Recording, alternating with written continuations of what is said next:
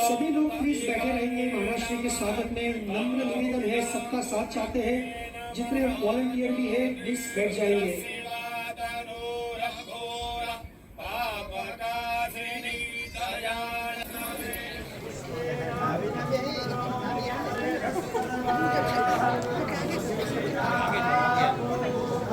विश्ववेदाः स्वस्ति नस्तारक्ष्यो रिष्टनेमिः स्वस्ति नो बृहस्पतिर्दधातु।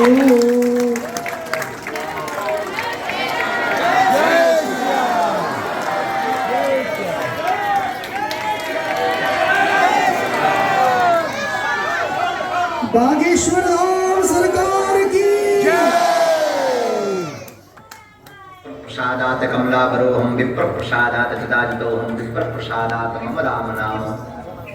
भगवान श्री सीताराम जी की मंगलमयी महती कृपा। हम तो सुबह से मंदिरों में ही डोल रहे हैं।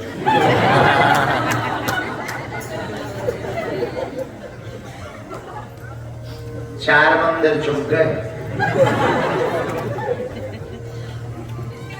5वें की बारी। 12 बजे सबको कह दिया था, पर ये नहीं कहा था कि दिन की रात।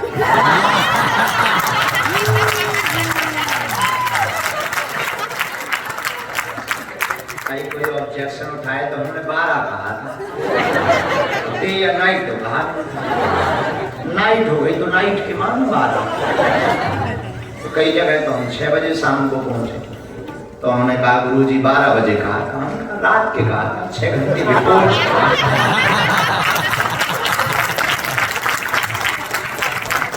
बिफोर चल रहे हो तुम, चाहते क्या हो? प्राण चाहते हो क्या? कोई 6 घंटा बिफोर होता है। 1-2 मिनट बिफोर कोई चले, 10 मिनट बिफोर चले, बात अलग। 6 घंटे बिफोर हमारे जैसे महापुरुष चले। लेकिन हमको राम मंदिर आकर के बड़ी प्रसन्नता है।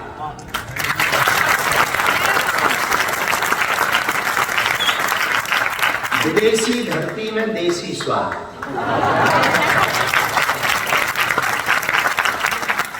द्वार पर बालाजी का पहरा, सीढ़ियां चढ़कर के महादेव का अभिषेक,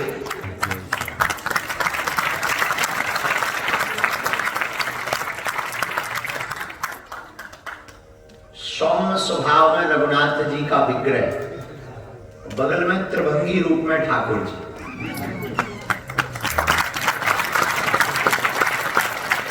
उसके बगल में आद्य शक्ति पराम्बा जगदम्बा मातेश्वरी, और उधर महादेव का परिवार।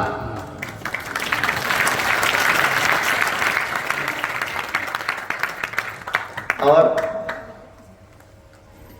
काष्ठागार के अंदर ठाकुर जी बैठे। मंदिर भी काष्ठ का। वोट बैंक का जमाना है, उनकी वोटें कम हैं। सो तुम्हें देख करके कथा सुना, तुम्हारी वोट बैंक ज्यादा।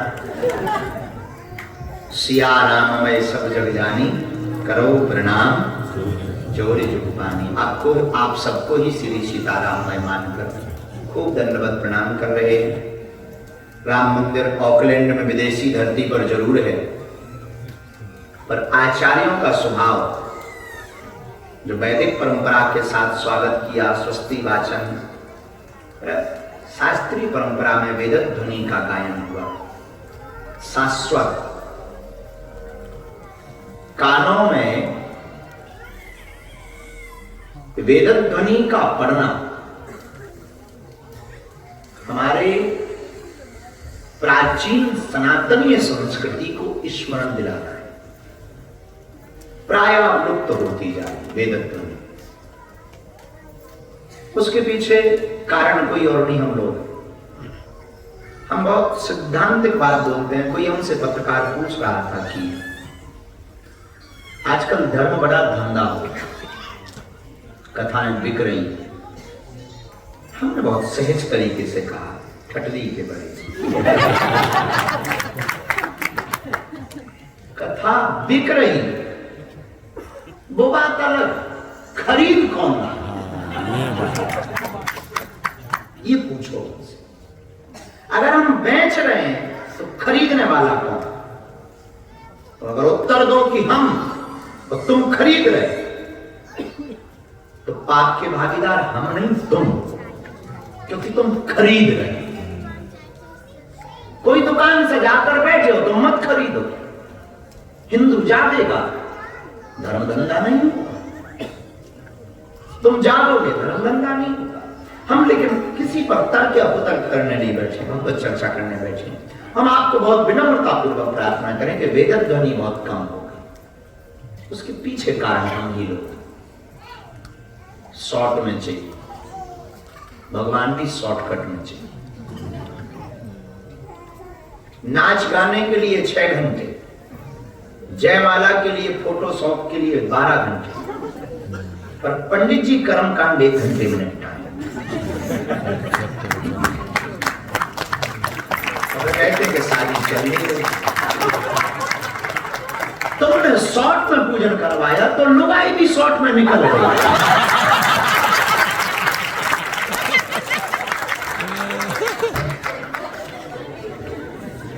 अब उसमें वैदिक परंपरा की क्या भूल है? यथा यजमान तथा गुरु सठे साठ्यम समाचरे। तो बहुत बातों का फैलाव ना करते हुए राम मंदिर में जितने भी लोग बैठे, हम भाग्यशाली हैं कि आज की संध्या की बेला वेदक ध्वनि से गाए।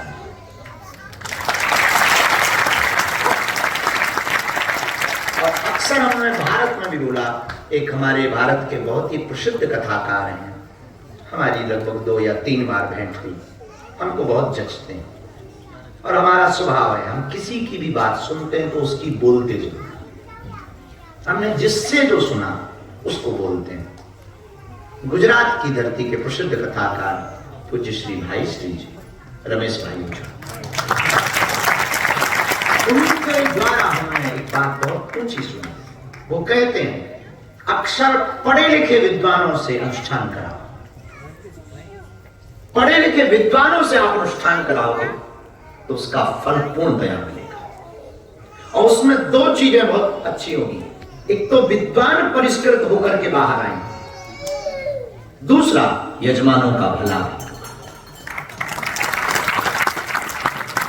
जो आचार्यों ने वैदिक परंपरा के साथ आज की संध्या बेला को शुरू किया, हमको बहुत मन को लुभाई।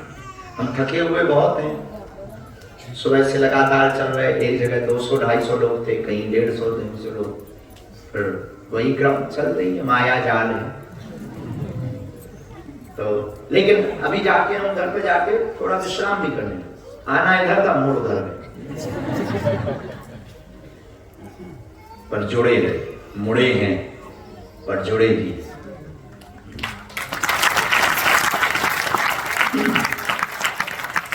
राम दरबार में आप सब बैठे हो, रघुनाथ जी का आश्रय, प्रभु की शरण, गुरु के आचरण, अब काहे की मरण।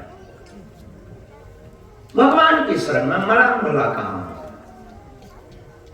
भगवान की शरण में जाने वाला व्यक्ति एक सिद्धांतिक बात नोट करें, प्रभु की शरण में आप गए तो ये तय है कि कुछ ना कुछ लेकर आओ। भगवान के यहां पर खाली हाथ जो जाता है वो जरूर खाली हाथ आता है, इसलिए भगवान के दरबार में कभी खाली हाथ नहीं जाना चाहिए। गीता में भगवान कहते पत्रम पुष्पम फलम तो यो में था, जो भी हो तुम्हारे पास लाओ। हमसे कोई पूछे कि भगवान के मंदिर में क्या ले जाना चाहिए, हम डॉलर के सपोर्टर कम, हम ये कहते हैं अपने भाव को लेकर के चले जाना चाहिए।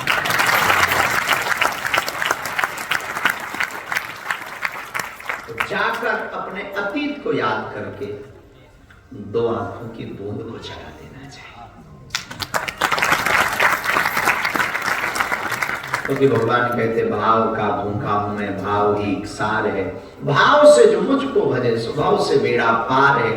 भाव बिन कुछ भी दे तो मैं कभी लेता नहीं, भाव पूरत तेरी ही करती मुझे लाचार है। बांध लेते भक्त मुझको भाव की जंजीर में, इसलिए इस भूमि पर होता प्रभु का अवतार है।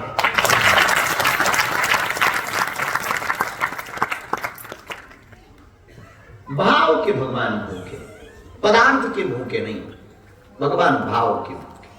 परमात्मा इसलिए भी है, भगवान को किसी चीज की भूख भी नहीं। हमें तो लगता है वो भाव के भी भूखे नहीं, वो तो तुम्हारी प्रसन्नता के लिए उन्होंने भाव को स्पर्श किया। वो तो पूर्ण ब्रह्म है, पूर्ण मदा पूर्ण मिदम। भगवान तो पूर्ण है, उन्हें किसकी आवश्यकता? ये उन्हीं का नाटक है। ईश्वर अंश जीव अविनाशी, चेतन अमर सहज सुखरासी। हम सब ईश्वर के अंशज हैं, लेकिन देखो कितनी विचित्र बात है, भगवान के अंशज है ऐसा हम लोग कहते हैं। भगवान ने हमें बनाया, हमारे अंदर भगवान बैठा ऐसा हम लोग कहते हैं, लेकिन फिर भी दुखी।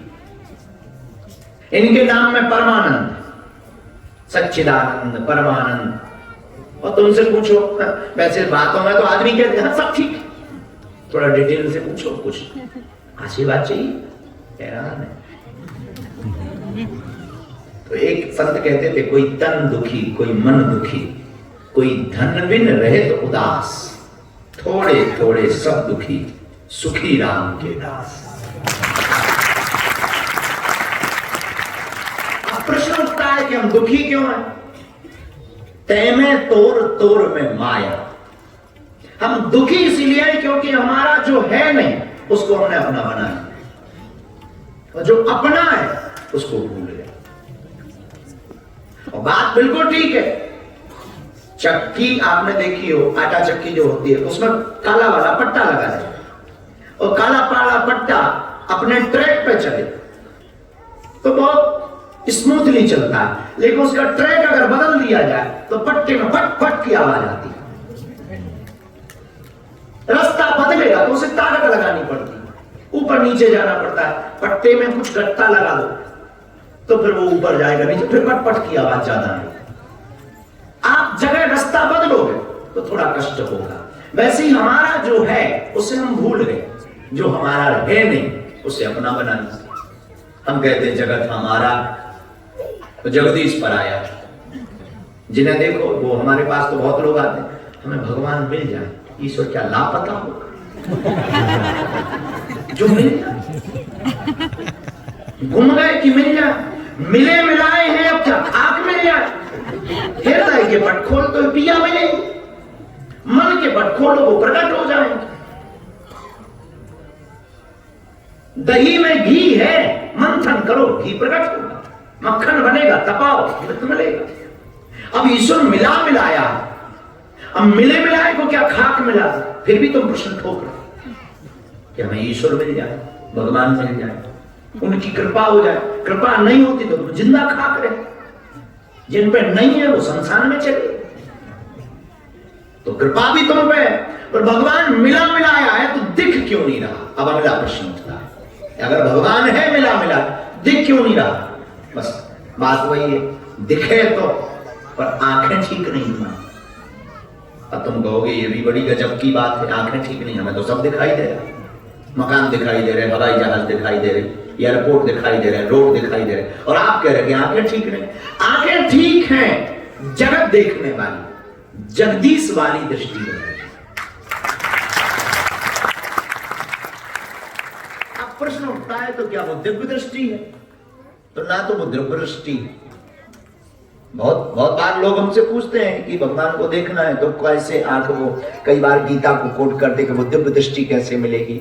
संजय को मिल गई भाई, अब तुम्हें त्रिकालज्ञ तो बनना नहीं, तो दिव्य दृष्टि का क्या तुम हलवा करो? फिर तुम कहोगे नहीं नहीं हमें भगवान को देखना। भगवान को देखने का हमारी दृष्टि से एक ही उपाय, रामचरितमानस सामने रखी तो हमें याद आ गई बात, मानस की दृष्टि से राम दिख सकते, हनुमान की दृष्टि से तुम्हें राम दिख सकते। हनुमान की दृष्टि क्या? राम काज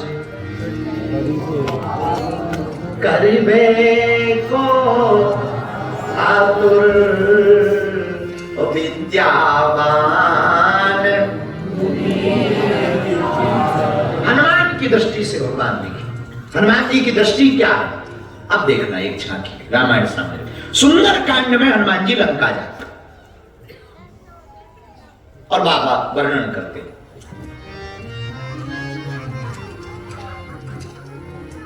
मंदिर मंदिर प्रति कर सोना। हनुमान जी लंका में प्रवेश किए।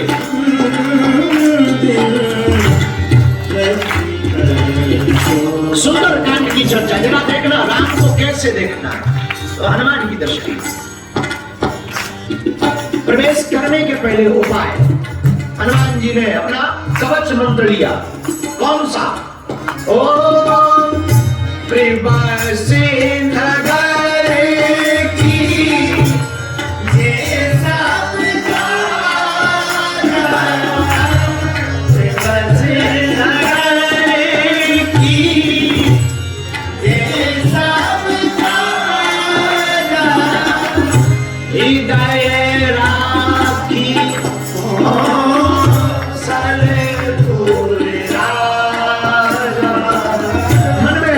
को रखा।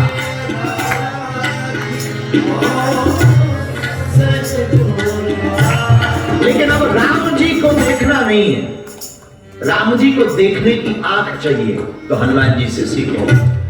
मंदिर मंदिर प्रति कर सोना,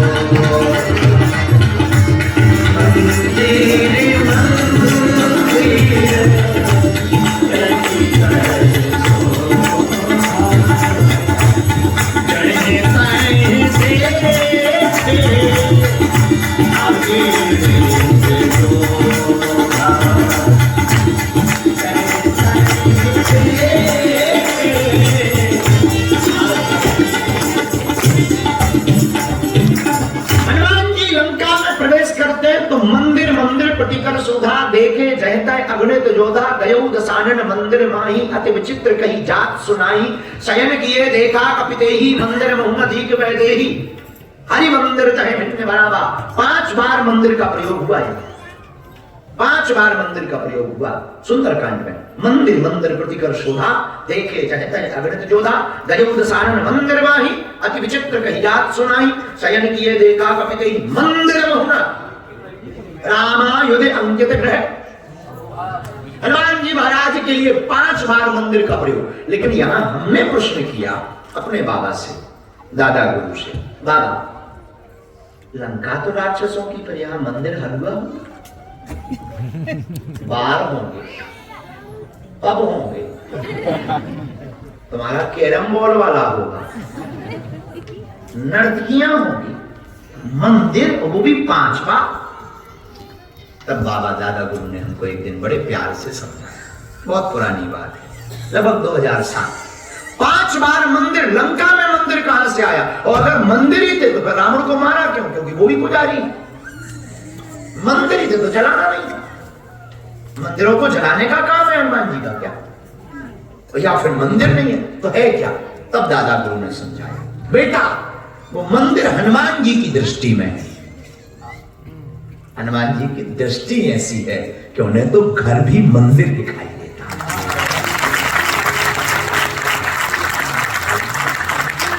ये हनुमान जी की दृष्टि में मंदिर है।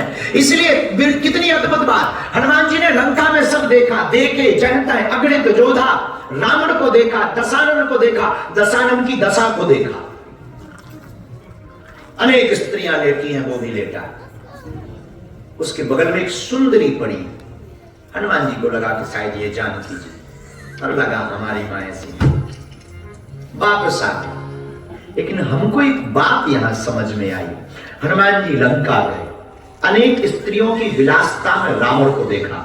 जरा तर्क पर उतरना आप लोग, नवीन बात होगी और आप लोग जीवन में उतारना। हनुमान जी लंका में रावण के भवन में जब प्रवेश करते हैं तो शयन किए देखा कपिते ही।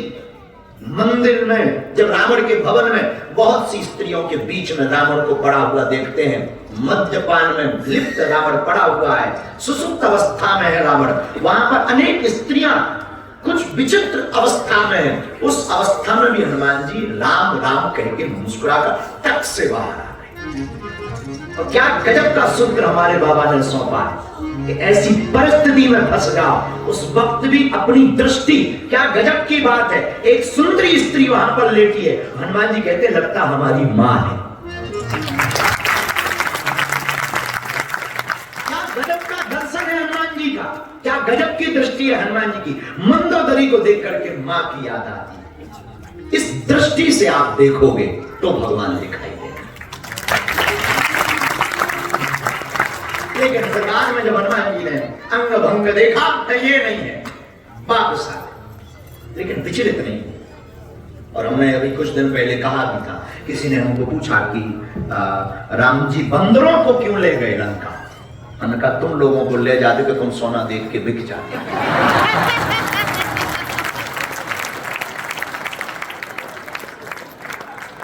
खासकर ऑकलैंड वाले अगर जाते हैं, रावण अगर आपके सामने प्रस्तुति करता कि 4 BHK house, your golden house with कुर्सी टेबल एंड बेडरूम, ऑकलैंड वाले कहते कि ओके पार्टी बदल दी। राम से कहते जाओ, अपना काम बनता, भाड़ में जाए जनता। इसलिए राम जी चतुर थे, उन्हें पता था कि नर बदल जाए बानर को लेकर। फिर हम लोग स्वा कहते हैं, बंदर क्या जाने अदरक का स्वाद।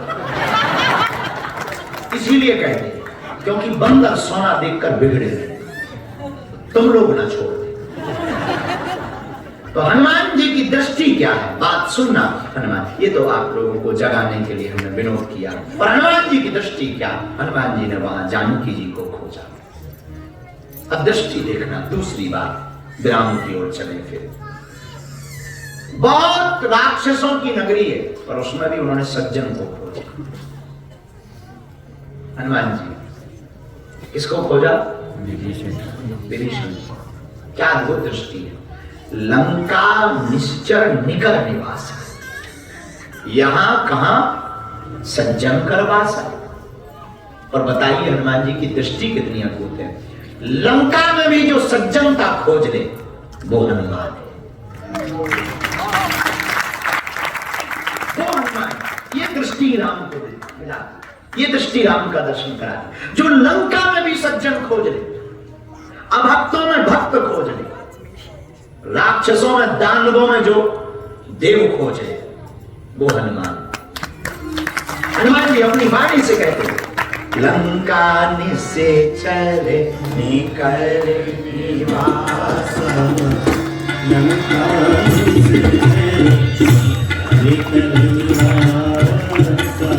यहाँ कहाँ सज्जन कर आसा।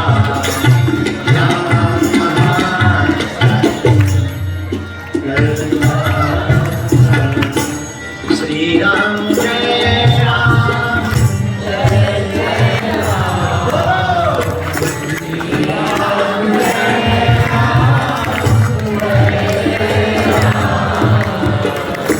श्री राम जय राम जय जय राम, श्री राम जय राम जय जय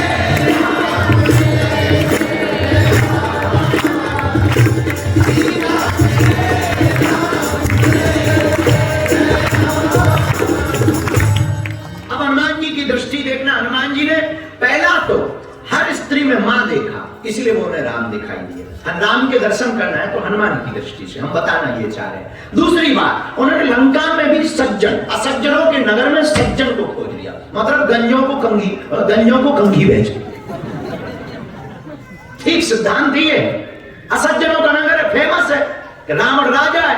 अब वहां तो संत का कोई मतलब ही नहीं, सज्जन का कोई मतलब ही नहीं, राक्षसों का मतलब ही कि जो असज्जन हो। फिर भी सज्जन को खोज लिया। जो गहरे समुद्र में जाते हैं वो एक ही काम करते हैं, गहरे समुद्र में जाकर विशाल काय समुद्र से मोती खोज कर लाते। और हनुमान जी का भी बहुत गहरे हैं। हनुमान जी जय हनुमान ज्ञान गुण सागर। जब लंका पार कर रहे थे तब एक कवि हमको बहुत याद आते, दक्षिण के कवि हुए कंबन। कम्मन रामायण के रचयिता महाराज कम्मन, चक्रवर्ती कम्मन हुए। उनकी बात हमें बहुत याद आती।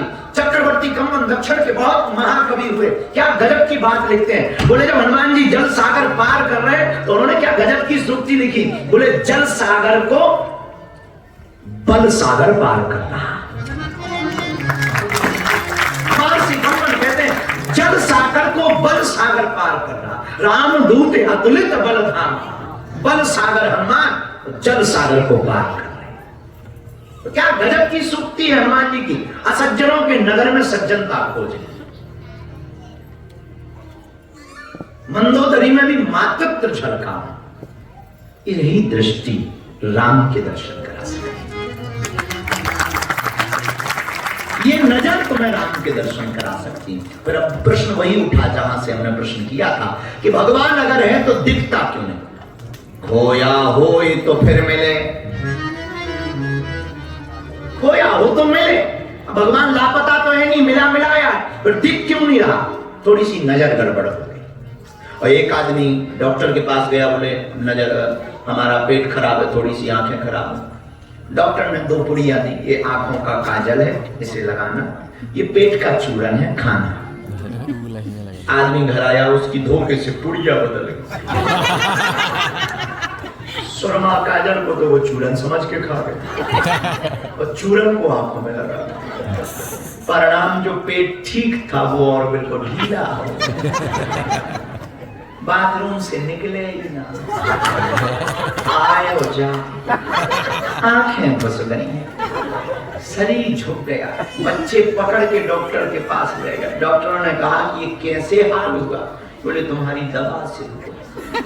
डॉक्टर बोले हमारी दवा से। बोले हाँ तुम्हारी दवा का कमाल है। डॉक्टर बोले दवा से लोग ठीक होते हैं कि बिगड़ते हैं।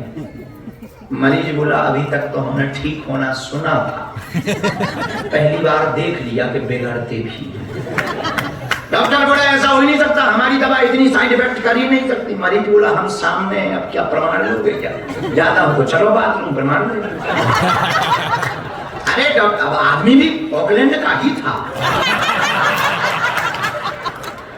डॉक्टर बोला पागल हो गया, बड़े मूर्ख हो, तुम्हें समझ में नहीं आती, जरा चलो हमें दिखाओ कौन सी पुड़िया खाई। ये पुड़िया ये तुमने खाने को दी थी। अरे उल्लू ना, लगाने की पुड़िया खा ली, खाने की पुड़िया लगा ली, इसलिए तो सब उल्टा हो गया है। ऐसे ही भगवान ने भी हमको 2 चीजें दी, एक दिल दिया, एक दिमाग दिया। और भगवान ने कहा सुनो, दिल लगाना भगवान से, दिमाग लगाना संसार में। हम लोगों ने उल्टा कर दिया, दिमाग भगवान में लगाते हैं कि हैं कि नहीं, और दिल दुनिया वालों में लगाते हैं।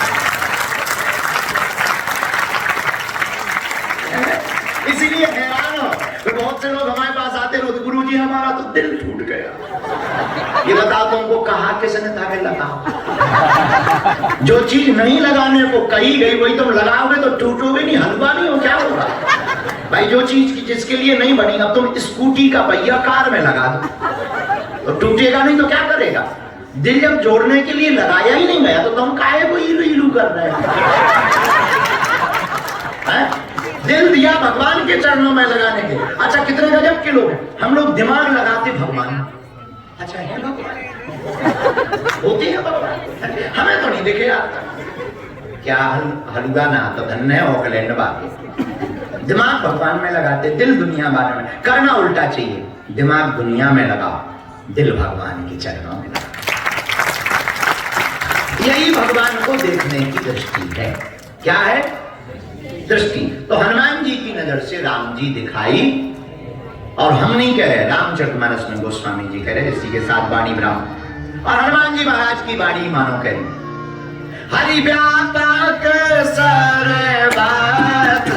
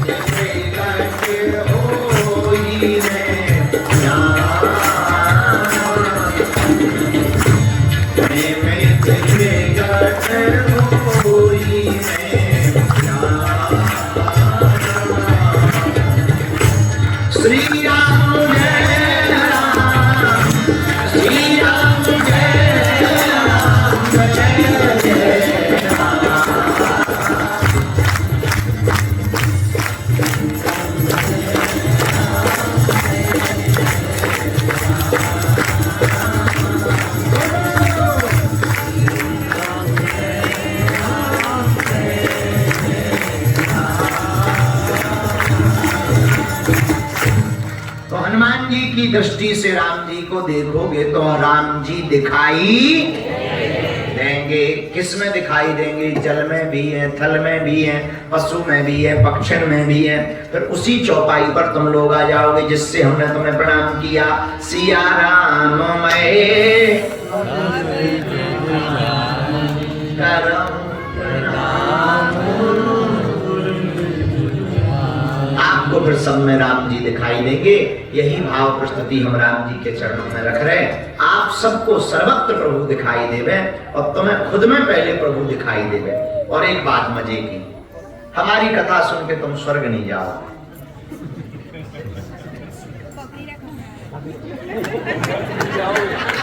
सुधर जाओगे। ये तय भगवान के सामने के। पर इतना कह सकते हैं, जीवन में उतार के तुम जीते जी स्वर्ग को पाओगे। इसी भाव के साथ अपने जीवन को मुस्कुराते हुए रखिए। हमें राम मंदिर आके बहुत लगा, अच्छा लगा। हम तो कह रहा यही कथा सुनाते तो ट्रस्ट अरीना में भीड़ थी खूब, 6000,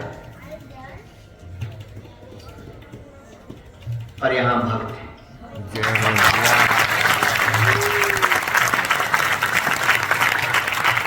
खैर कुछ पर्चा के चक्कर में यहां भी आए हैं। कुछ तो कह रहे प्रवचन छोड़ो, आपको नाम बता।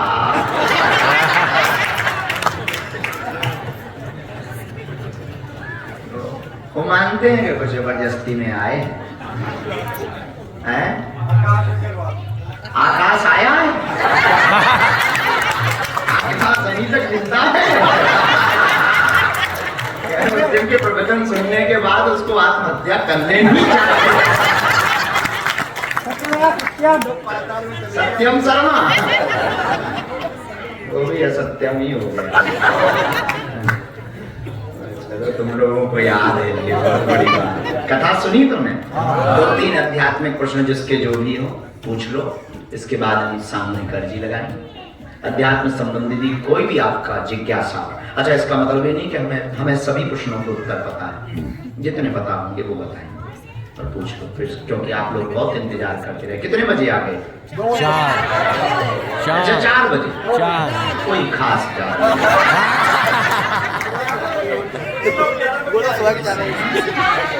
कोई खास जाना 4 बजे। जब तुम तो एक दिन का काम छोड़ के आई, हम तो पूरे 15 दिन का छोड़ के गए। तुम कोई उपकार थोड़ी कर रही हम पे। 20 किलोमीटर तुम तो आई, हम 11,000 किलोमीटर आ गए। उपकार हम कर रहे थे, हमें कहना चाहिए कि हम जल्दी आ गए। धन्य है बहन जी तुम्हें। तुम 3 बजे क्या आ गई? तीर मार नहीं बैठी आकाश अग्रवाल से तो नहीं बात भाई तुम्हारी।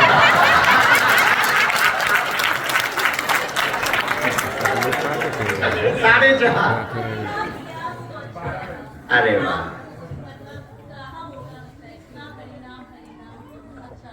अच्छा ठीक है बहना, हम तो विनोद कर रहे हैं, बुरा ना, हमारा स्वभाव है ऐसा। अध्यात्म में कोई प्रश्न हो, किसी की कोई भी खुजली हो, हाँ लेकिन वही पूछना जो तुम सुन पाओ। और हमें इसका मतलब ये नहीं कि हमें सभी प्रश्नों के उत्तर पता होंगे। अध्यात्म जो होंगे वो हम बताएंगे। अब तुम पूछोगे सूर्पनखा की नाक कहाँ गई थी, गणेश जी का सिर कहाँ गया था। हाँ खड़े हो जाओ।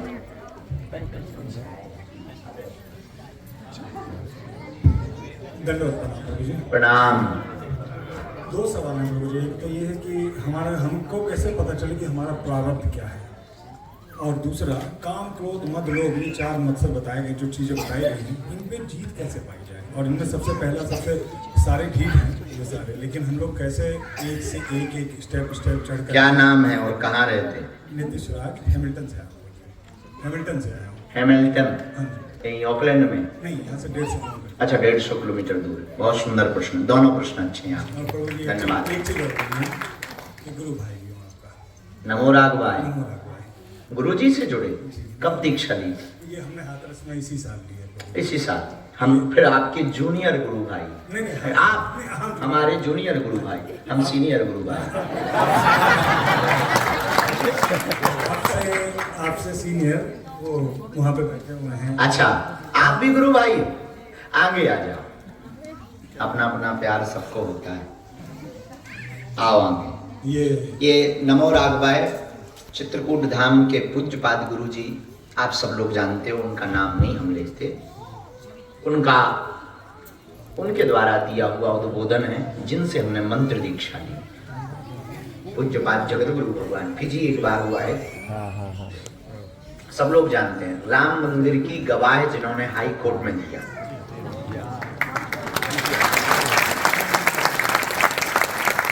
वर्तमान समय में माननीय प्रधानमंत्री जी के नवरत्नों में एक पूज्यपाद जगतगुरु पद्म विभूषण रामानंदाचार्य।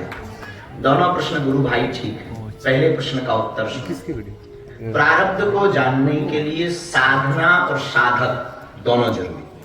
श्रेष्ठ साधक श्रेष्ठ साधना करके आप साधना के बल पर अवचेतन मन से, अवचेतन मन के सहयोग से और दिव्य कृपा से, किसी गुरु कृपा या कोई योग्य साधक की कृपा से, जो भी परंपरा का साधक हो, उसकी कृपा से आप अपने प्रारब्ध को जान सकते हैं।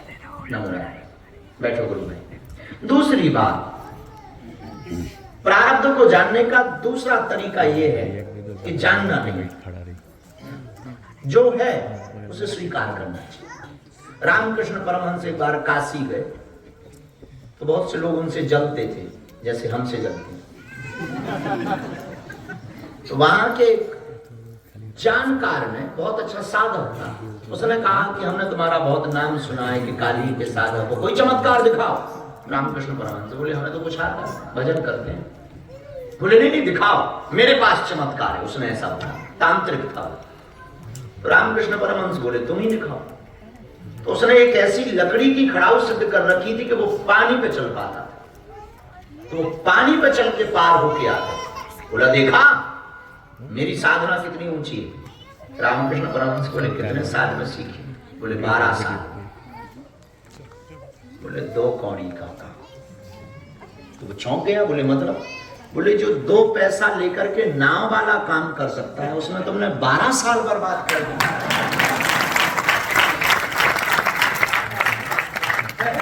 जो काम तुमने दिखाया करके वो 2 पैसा लेके नाव वाला 1 मिनट में कर देगा, उसके लिए 12 साल बर्बाद करने की क्या जरूरत है? तो प्रारब्ध जानने की जरूरत नहीं। प्रारब्ध तो जो है वो भोग नहीं, अच्छा या बुरा। दूसरा, आपने प्रश्न किया कि काम क्रोध मद मत्सर, ये जो चारों प्रकार के दोष हैं, इनसे मुक्त कैसे हो? मुक्त होने का बहुत सटीक और सरल उपाय है। हमें इन पे काम नहीं करना, हमको तो पकड़ना, इन्हें छोड़ना नहीं है, हमें पकड़ना एक नया।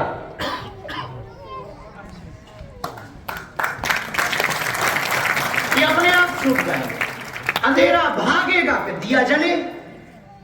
अब दिया जलाने के लिए प्रयत्न करो, आप अंधेरा भगाने के लिए हड़ताल मत करो। अंधेरा भगाने का हड़ताल करोगे आप मूर्ख कहो और कुछ हाथ नहीं लगेगा। और तुम हड़तालें करो, अंधेरा भाग जाओ, हो तो कई जन्म लग जाए, वो नहीं भागने वाले। काम क्रोध लोग, इन पे कौन जीत पाया? शंकर जी को भी काम भस्म ही करना पड़ा, तो काहे को उसमें एनर्जी बर्बाद कर? भजन पकड़ो, ये अपने आप डाउन हो जाए। सत्य के आते ही असत्य डाउन हो जाता है, धर्म के आते ही अधर्म डाउन हो जाता है। तो हमको लगता तो आपको इन पे भी बात नहीं करनी चाहिए, आपको तो जगदीश पे बात करनी चाहिए। जगत अपने आप छूट जाएगा। और किसी को कुछ नहीं। बोलो बहन जी।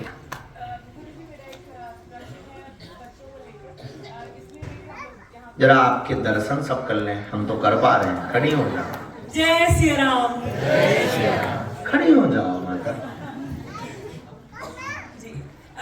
गुरुजी, मेरा एक प्रश्न बच्चों को लेके, मेरी एक बच्ची है, वो भी पीछे अपने पिता के सामने सिया। मुझे एक डर रहता है हमेशा मन में कि मेरी इच्छा है कि मेरी बच्ची भक्त हो। मैं प्रभु से भी कहती थी कि जो भी मेरे घर में आए आपका भक्ति आए, और एक मन में डर रहता है कि कहीं ऐसा ना हो कि वो भक्ति की तरफ ना चले या उसका प्रारब्ध कुछ और हो। हम अपनी तरफ से पूरी कोशिश करते हैं कि हम उसको भगवान के बारे में बताते हैं, आरती करती है वो, बट आगे जाके पता नहीं होता कि क्या होगा। फिर हम ऐसा क्या करें जिससे कि हमारे बच्चे भी। क्या नाम है और कहाँ रहती हैं आप?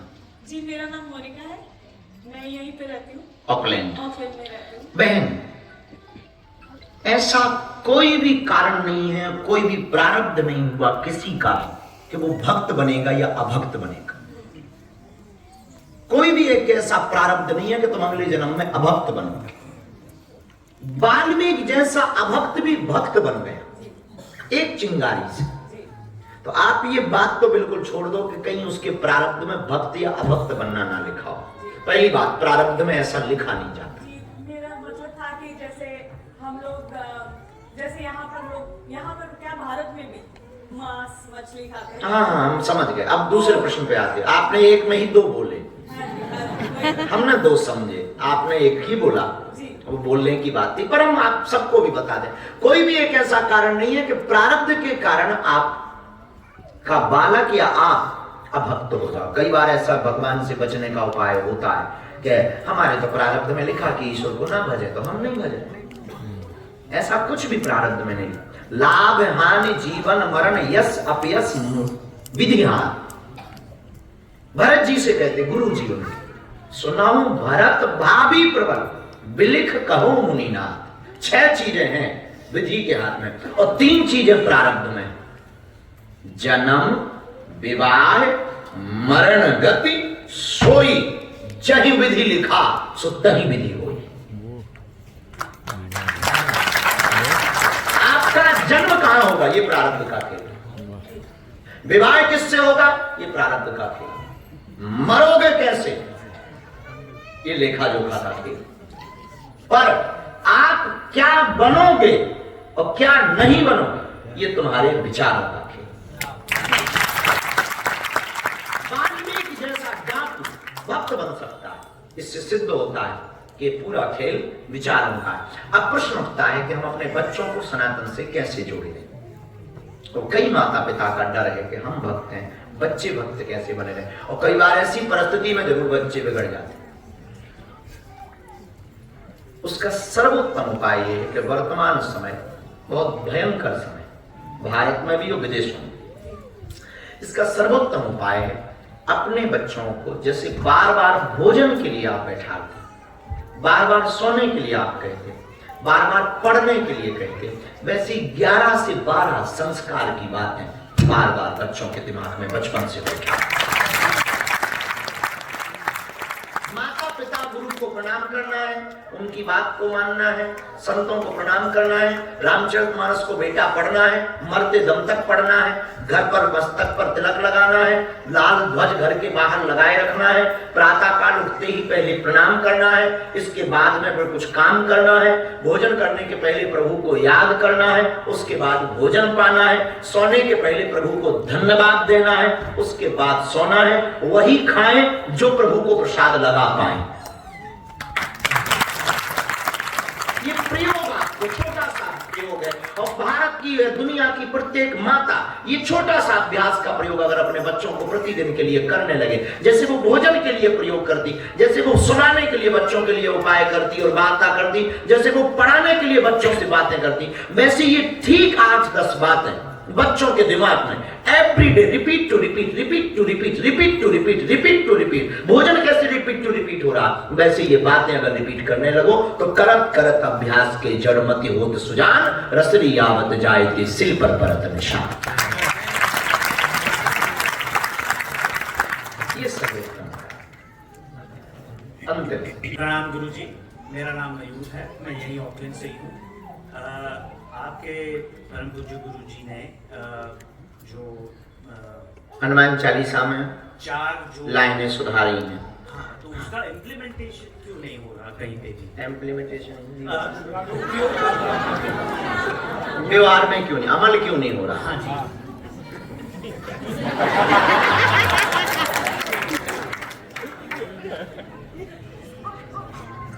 क्षमा करें, क्या नाम है आपका? मयूर नाम? मोर, मयूर मीन्स मोर। कहाँ रहते हैं? आकाश को मिले कभी? सुंदर प्रश्न है आपका, ताली बजाओ। बहुत लोगों को ये होगा। उसके पीछे कोई बहुत बड़ा कारण है। दुनिया एक बहुत अजीब है, जो भी दुनिया मुर्दों को बहुत पूछती है, और यहां दुनिया में जीते महापुरुषों को कम लोगों ने पूछा। मरे हुए महात्माओं की मूर्तियां बहुत बनाई, और मरे हुए महात्माओं की पुस्तकें बहुत खोजी, उनको धर्म बनाया। ये दुनिया मुर्दों की उपासक ज्यादा है, तो कुछ दिन लगेंगे इम्प्लीमेंट, जो भी है अमल हो जाए। कोई भी चीज बहुत जल्दी नहीं होती, एक उसका समय है, समय आता है हो जाता है। हर महापुरुष की वाणी का समय आता है, वो समय के पहले प्रकाशित नहीं होते। बहुत से महापुरुष मरने के बाद प्रकाशित होते। देवराह वाले बाबा, नीम करोली वाले बाबा जिंदा में नहीं इतने पूजे जितने अभी पूज रहे। ये स्वभाव है दुनिया का, इसलिए हमने दुनिया को कहा मुर्दों की पूजा करने वाली दुनिया है। ये मुर्दों की उपासक बहुत है। अभी हम मरेंगे तो लोग हमारे लिए भी बातें करेंगे, फिर ज्यादा बातें करेंगे। जीते जी जो गाली बक रहे ये कहेंगे हाँ आदमी तो ठीक। ये दुनिया का स्वभाव है। तो पूज्यपाद जगद्गुरु भगवान ने जो कहा सैद्धांतिक बात है, शंकर स्वयं केसरी नंदन। ये बात तो बहुत अद्भुत है, ऐसी 4 चौपाइयों पर समय लगेगा।